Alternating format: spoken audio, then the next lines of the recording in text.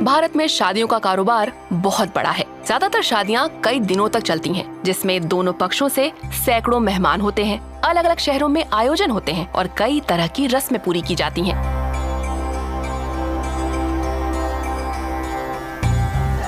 परिवार शादी पर खर्च करने के लिए जीवन भर पैसे जोड़ते हैं, इसलिए शादी के मौके पर सोने और चांदी की असली जरी वाली कीमती कांजीवरम रेशमी साड़ियों की भी खूब मांग होती है।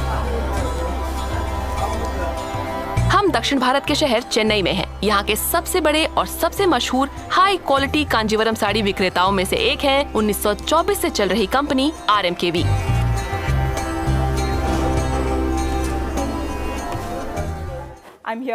मैं यहाँ अपने परिवार के सभी बुजुर्गों, अपने दादा दादी, चाचा चाची और बाकी लोगों के साथ आई हूँ। हम आज यहाँ आकर बहुत खुश हैं। साड़ी की खरीदारी अपने आप में एक मजेदार अनुभव है। रंगों की ऐसी बाढ़ में डूबना हमें भावुक कर देता है। हम बहुत खुश हैं।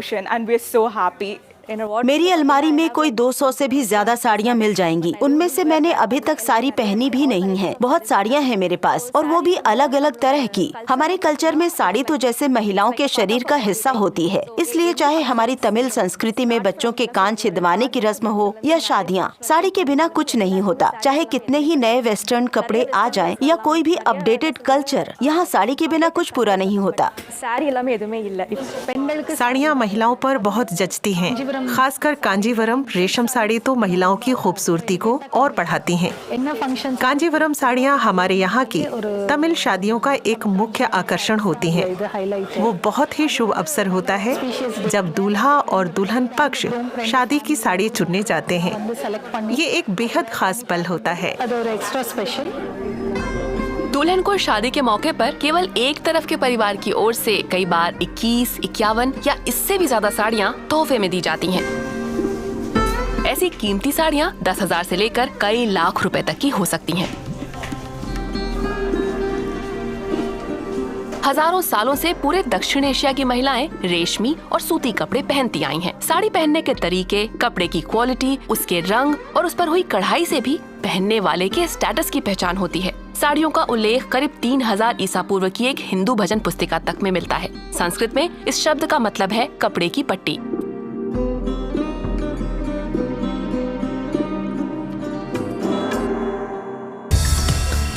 लेकिन ट्रेडिशन और मॉडर्निटी के दोराहे पर खड़े आज के युवा इस बारे में क्या सोचते हैं? क्या इंस्टाग्राम और यूट्यूब के बीच अब भी कहीं 5 से 9 मीटर लंबी इन साड़ियों की जगह बची है?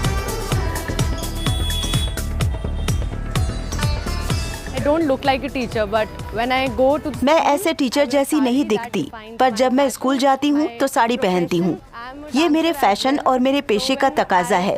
मैं एक डांसर भी हूँ। जब मैंने डांस शुरू किया तो मैं ढीली पैंट्स वगैरह पहनती थी, क्योंकि मैं हिप हॉप किया करती थी।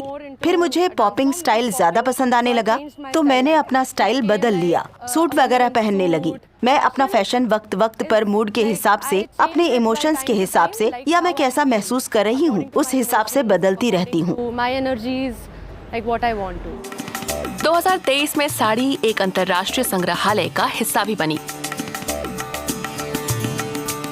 लंदन म्यूजियम ऑफ डिजाइन ने साड़ी के 60 अलग अलग डिजाइनों को प्रदर्शित कर उसके प्रति सम्मान जताया।